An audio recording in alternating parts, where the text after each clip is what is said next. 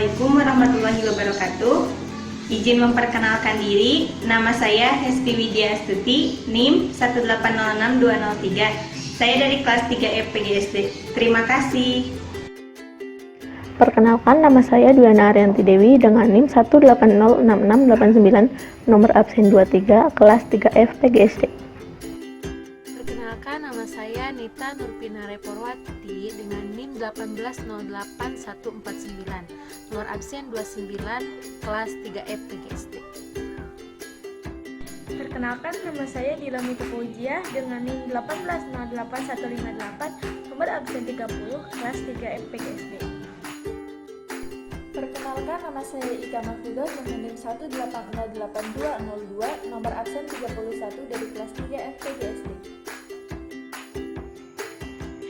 Assalamualaikum warahmatullahi wabarakatuh. Perkenalkan, nama saya Siti Uswatun Hasanah dengan NIM 1808335, nomor absen 34. Baiklah, pada kesempatan kali ini kami dari kelompok 3 akan mempresentasikan laporan bisnis plan kelompok kami yang telah kami diskusikan bersama. Nama bisnis kami adalah HDN Disbag. Konsep bisnis tote bag adalah tas yang termasuk dalam kategori tas terbuka. Bentuknya simpel tetapi praktis untuk digunakan. Jika memahami artinya, tote bag berarti membawa dan bag yang berarti tas, sehingga tas ini sering digunakan untuk membawa barang yang cukup banyak.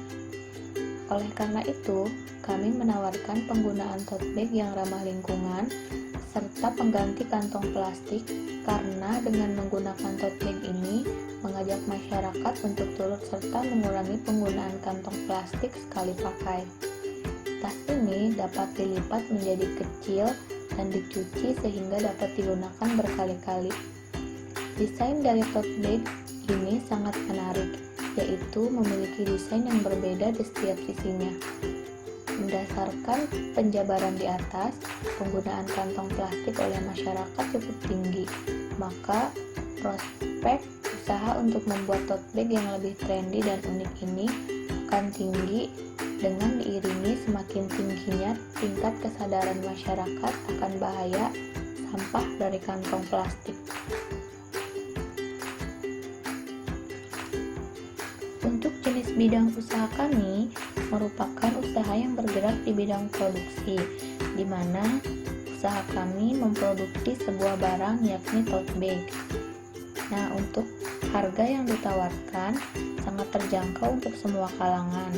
Kisaran harga dari 15.000 sampai dengan 25.000, tergantung dengan kerumitan desain yang ada pada tote bag tersebut.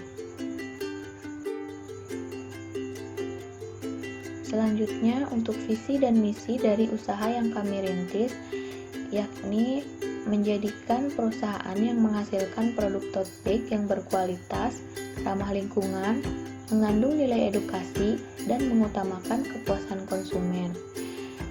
Nah, untuk misinya itu sendiri, yang pertama, mengutamakan kualitas bahan baku, yang kedua, mengembangkan inovasi-inovasi yang mengandung edukasi, dan yang ketiga, memanfaatkan limbah kain perca sebagai bahan utama untuk membuat tote bag.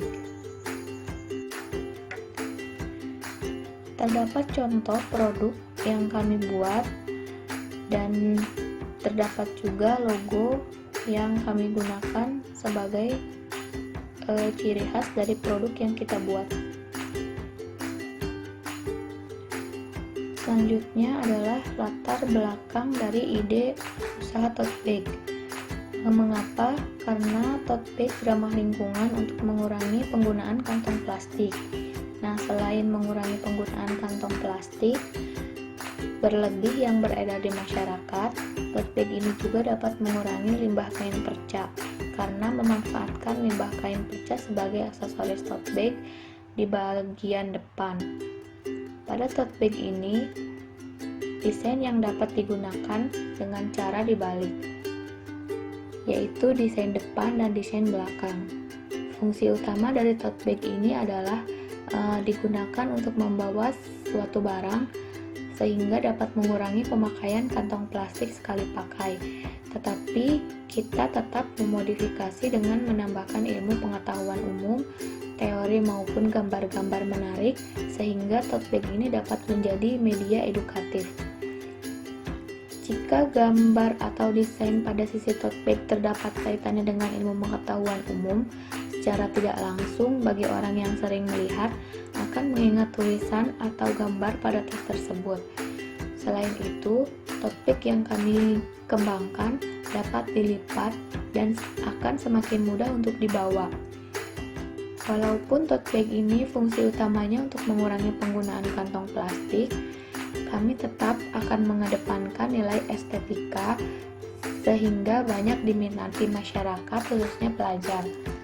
Tote bag ini jika dikembangkan akan mampu bersaing dengan tote bag lain karena mempunyai ciri tersendiri. Tujuan kami membuat usaha tote bag ramah lingkungan ini, yang pertama, mengurangi pemakaian kantong plastik. Yang kedua, meningkatkan inovasi dan kreativitas. Yang ketiga, menjadi toko online yang selalu dipercaya oleh para pelanggan. Logo dari produk yang kita buat. Terdapat makna dari logo tersebut. Yang pertama, warna abu. Maknanya dari warna ini adalah kami berharap dapat mencerminkan warna netral yang menciptakan kesan misterius, namun juga mententeramkan dan menimbulkan perasaan damai satu sama lain. Selanjutnya, makna dari warna putih. Kami berharap dari warna putih ini dapat mencerminkan kebersihan dari mengurangi pemakaian kantong plastik. Selanjutnya terdapat gambar padi yang mempunyai makna melambangkan keadilan yang merata bagi siapa saja yang ingin membeli produk kami. Alat dan bahan yang digunakan untuk memproduksi barang. Yang pertama, alatnya itu mesin jahit, gunting, dan jarum. Selanjutnya, bahan yang digunakan adalah kain perca, dakron, kancing, dan aksesoris. Baik, selanjutnya manajemen organisasi. Top Manager Siti Uswatun Hasanah, Manajer Keuangan Hesti Widya Astuti, Manajer Produksi 1 Dila Muka Fauziah, Manajer Produksi 2 Diana Arianti Dewi, Manajer Pemasaran 1 Nita Nurpina Reforwati, Manajer Pemasaran 2 Ika Mahfudoh. Baik, di sini ada managerial skill. Yang pertama, top manager bertugas merencanakan kegiatan dan strategi perusahaan secara umum dan mengarahkan jalannya perusahaan. Bertanggung jawab membuat keputusan tetap organisasi dan membangun tujuan serta rencana yang mempengaruhi seluruh organisasi. Yang kedua, manajer keuangan. Tugas utama manajer keuangan adalah bertanggung jawab untuk membantu perencanaan bisnis dan pengambilan keputusan dengan memberi nasihat keuangan yang sesuai. Yang ketiga, manajer pemasaran. Tugas dari manajer pemasaran sendiri yaitu melakukan perencanaan strategi pemasaran dengan memperhatikan tren pasar dan sumber daya perusahaan. Merencanakan marketing research, melakukan perencanaan analisis peluang pasar. Yang keempat, manajer produksi. Manajer produksi bertugas melakukan perencanaan dan pengorganisasian jadwal produksi, menilai proyek dan sumber daya persyaratan, menentukan standar kontrol, dan lain-lain. Lanjut lagi ada standar operasional produksi, prosedur. Yang pertama, jam 8 pagi semua pekerja sudah harus sampai di tempat kerja. Yang kedua, mulai membersihkan tempat kerja masing-masing dan tidak boleh ada yang menganggur. Yang ketiga, semua pekerja melakukan tugas dan pekerjaannya masing-masing. Yang keempat, pada saat bekerja, pekerja dilarang menggunakan alat elektronik selain admin, kecuali dalam keadaan darurat. Yang kelima, melayani konsumen dengan sopan dan hati yang tulus. Yang keenam, jam 12 semua pekerja diperbolehkan untuk istirahat sampai pada pukul 1 siang. Pukul 1 siang, semua pekerja sudah harus di tempat kerjanya kembali untuk melanjutkan pekerjaannya. Pukul 4 sore, semua pekerja sudah bisa meninggalkan kantor. Kemudian ada aspek produksi. Proses produksi sejak bahan baku sampai barang jadi. Sebelum tote bag dibuat, kami membeli alat dan bahan yang dibutuhkan untuk membuat tote bag tersebut. Alat dan bahan yang dibutuhkan adalah yang pertama 1 mesin jahit, yang kedua jarum, yang ketiga gunting, yang keempat kain perca, yang kelima kain drakon, yang keenam benang, yang ketujuh pewarna, yang kedelapan kancing untuk hiasan. Untuk cara pembuatannya sendiri, yang pertama siapkan alat dan bahan yang dibutuhkan. Kain perca dibuat didi terlebih dahulu. Membuat pola pada kertas atau koran bekas lalu digunting. Pola pada koran yang sudah dipotong ditempelkan pada kain perca, lalu dibuat pola dan digunting. Buat pola pada kain drakon untuk lapisan dalam, lalu digunting. Jahit pola yang sudah digunting. Setelah selesai dijahit, kemudian pasangkan aksesoris atau hiasan. Pengecekan kerapihan jahitan dan kerapihan sisa pada benang. Proses pengemasan. Tote bag dengan ciri khas etnik siap dipromosikan dan digunakan. Yang selanjutnya ada aspek hukum. Untuk tahap awal, badan usaha kami secara non-formal atau belum berbadan hukum karena masih awal didirikan atau merintis. Dan untuk menghemat biaya setup seperti biaya notaris, untuk pembukaan rekening bank, dan sejumlah rupiah tertentu untuk modal setor yang harus masuk ke rekening bank, jadi kami masih memfokuskan biaya yang dikeluarkan untuk biaya produksi, meskipun badan usaha kami tidak atau belum berbadan hukum. Yang selanjutnya ada aspek pemasaran. Kami melakukan 2 cara, yaitu secara online dan secara offline. Secara online sekitar 80% dan offline 20%. Analisis pesaing. Terdapat banyak pesaing yang juga membuka usaha seperti tote bag ini. Sebagai pengusaha tote bag, kami terus berinovasi mulai dari gambar-gambar yang beragam dan kemasan yang memiliki ciri khas tersendiri. Hal ini dilakukan agar masyarakat atau konsumen tidak bosan dengan produk yang kami buat atau kami tawarkan. Posisi dalam pesaing. Bisnis tote bag ini di bidang fashion memiliki banyak pesaing. Agar menghindari pesaing yang ketat, kami memperoleh profit atau laba yang optimal. Usaha tote bag ini dibuka secara online untuk memudahkan dalam membeli produk ini dan memasarkannya. Sedangkan kelebihan bisnis kami dibandingkan dengan pesaing lain, yaitu adanya keterjangkauan konsumen dengan kami, penjual tote bag dalam berinteraksi. Kami melakukan penjualan dengan metode online. Analisis SWOT dari usaha kami. Yang pertama ada strength atau kekuatan. Kekuatannya ada dapat mengembangkan produk lokal. Yang kedua, harganya terjangkau. Yang ketiga, bahan yang digunakan berkualitas baik. Yang keempat, sebagai program Go Green atau pengurangan plastik. Yang kedua ada weakness atau kelemahan. Kelemahan dari bisnis kami atau produk kami adalah bahan yang digunakan tidak waterproof dan tidak bisa membawa beban yang sangat berat. Yang ketiga ada opportunity atau peluang. Peluangnya ada permintaan di pasaran tinggi sebagai fashionable. Yang keempat ada threat atau tantangan. Tantangannya banyak pesaing yang muncul untuk membuat produk yang sama dengan menawarkan harga yang lebih terjangkau. Yang selanjutnya ada kelebihan dan kekurangan dari usaha kami. Kelebihannya yang pertama, bahan yang dibutuhkan mudah didapat. Yang kedua, penggunaan tote bag mendukung program Go Green. Yang ketiga, permintaan produk tote bag di pasaran tinggi. Yang keempat, prospek jangka panjang. Yang kelima, sasaran semua pengguna kalangan. Sedangkan kekurangannya adalah banyak pesaing. Proses pembuatannya juga relatif lama. Segmentasi. Yang pertama, geografi. Negara, provinsi, kota, desa, dusun. Indonesia, Jawa Barat, Kabupaten Tasikmalaya, Kecamatan Salawu, Desa Sundawening. Indonesia, Jawa Tengah, Kabupaten Banyumas, Kecamatan Banyumas, Desa Kejawar.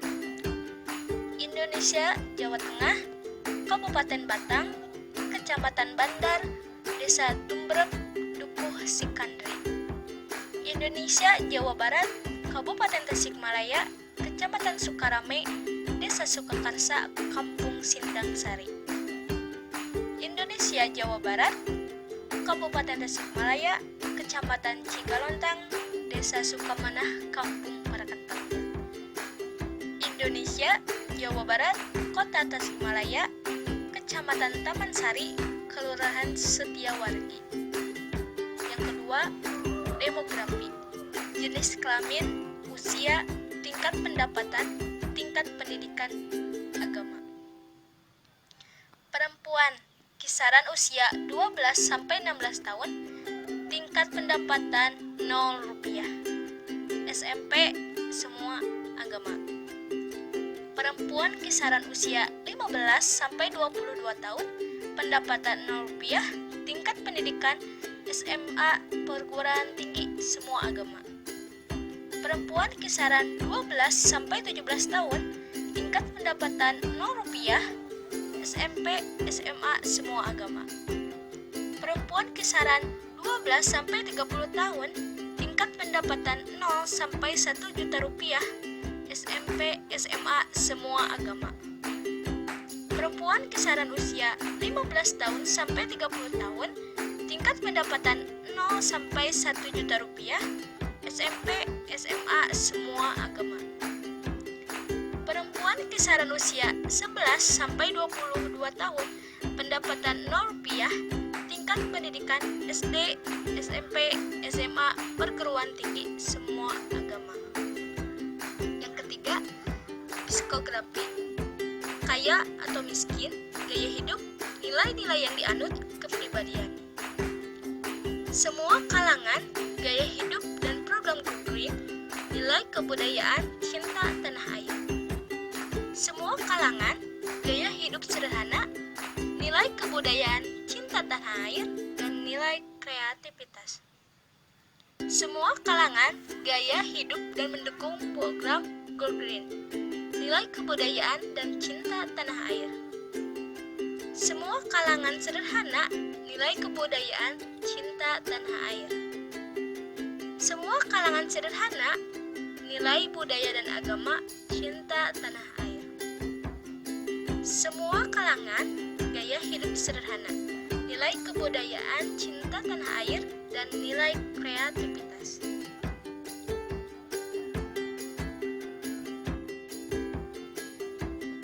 Target yang pertama, geografi, negara, provinsi, kota, desa, yaitu Indonesia, Jawa Barat, Kota Tasikmalaya, Kecamatan Taman Sari, Kelurahan Setiawargi. Yang kedua, demografi, jenis kelamin, usia, tingkat pendapatan, tingkat pendidikan, agama, yaitu perempuan kisaran usia 11-25 tahun, pendapatan 0 sampai 1 juta rupiah, tingkat pendidikan SD, SMP, SMA, perguruan tinggi, semua agama. Yang ketiga, psikografi, yaitu kaya atau miskin, gaya hidup, nilai-nilai yang dianut, kepribadian, yaitu semua kalangan, gaya hidup sederhana, dan mendukung program Go Green, nilai kebudayaan dan cinta tanah air. Target masyarakat yaitu kalangan menengah ke bawah sampai menengah ke atas. Positioning atau penempatan yaitu tas etnik cinta budaya Indonesia, dan tagline-nya yaitu tas etnik cinta budaya Indonesia. Nah, biaya bahan-bahan yang dibutuhkan yaitu ada kain perca 1 kg, benang 2 gulung, jarum jahit 3 buah, kancing 1 lusin, dakron 1 meter, transportasi, dan biaya perawatan mesin jahit. Nah, bisa dilihat harganya kurang lebihnya. Total biaya seluruhnya yaitu Rp94.000. Nah, untuk biaya peralatannya yaitu ada mesin jahit dan gunting. Nah, di sini kalau guntingnya yang ada di rumah saja. Jadi tidak perlu membeli lagi. Nah, jumlahnya yaitu Rp600.000. Biaya operasional. Adapun biaya operasional yang pertama yaitu biaya operasional awal atau biaya pemasaran. Di sini menggunakan sosial media ya. Jadi membutuhkan kuota internet. Biayanya kurang lebih Rp35.000. Nah, untuk yang kedua ada biaya sewa tempat. Ini tidak menggunakan offline ya. Jadi online, jadi tidak ada sewa tempat. Yang ketiga ada biaya resiko, jumlahnya kurang lebihnya Rp200.000. Yang keempat ada biaya bahan baku produksi awal, jumlahnya Rp100.000. Jadi jumlah total semuanya kurang lebih Rp335.000. Selanjutnya yaitu aspek keuangan. Dalam aspek keuangan ada yang disebut dengan HPP, yaitu harga pokok produksi. Untuk rumusnya, HPP sama dengan biaya produksi ditambah biaya pendukung, kemudian dibagi kuantitas bahan yang dihasilkan. Untuk biaya produksi yaitu Rp17.000 ditambah biaya pendukung Rp5.000 dan dibagi kuantitas bahan yang dihasilkan yaitu satu barang. Jadi hasilnya yaitu Rp22.000. Kemudian untuk harga penjualan, rumusnya HPP ditambah margin. HPP-nya yaitu Rp22.000 ditambah margin 10% dikali Rp22.000. Hasilnya Rp24.200 atau dibulatkan menjadi Rp25.000. Kemudian untuk laba bersihnya, rumusnya laba kotor per bulan dikurangi biaya operasional. Laba kotor per bulan dalam usaha ini yaitu Rp480.000 dikurangi biaya operasional Rp200.000. Jadi hasilnya Rp280.000.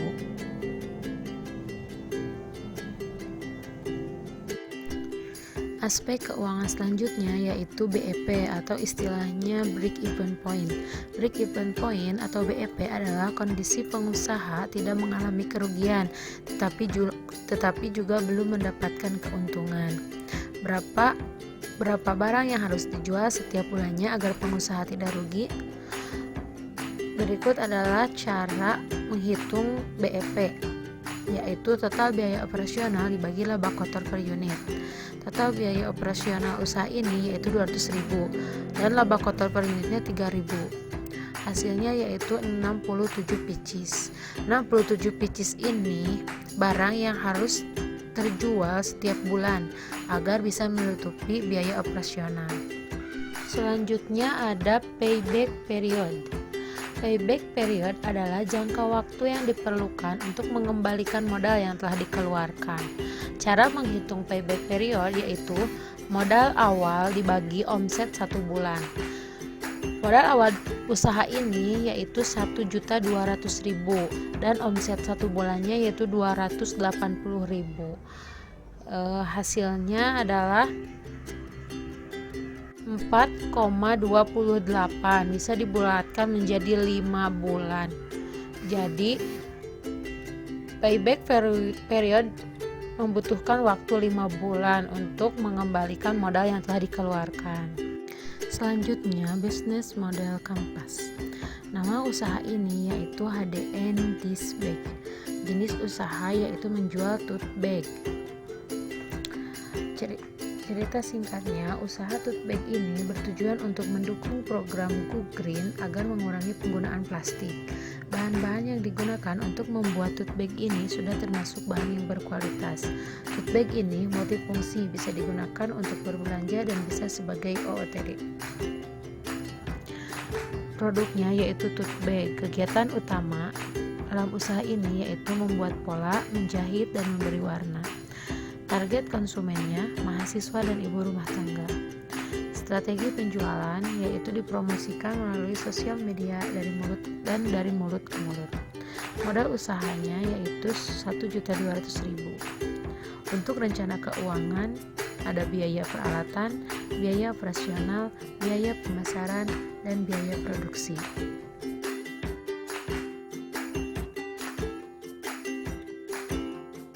Kesimpulannya, bisnis fashion memang sedang marak di pasaran, khususnya untuk kaum muda.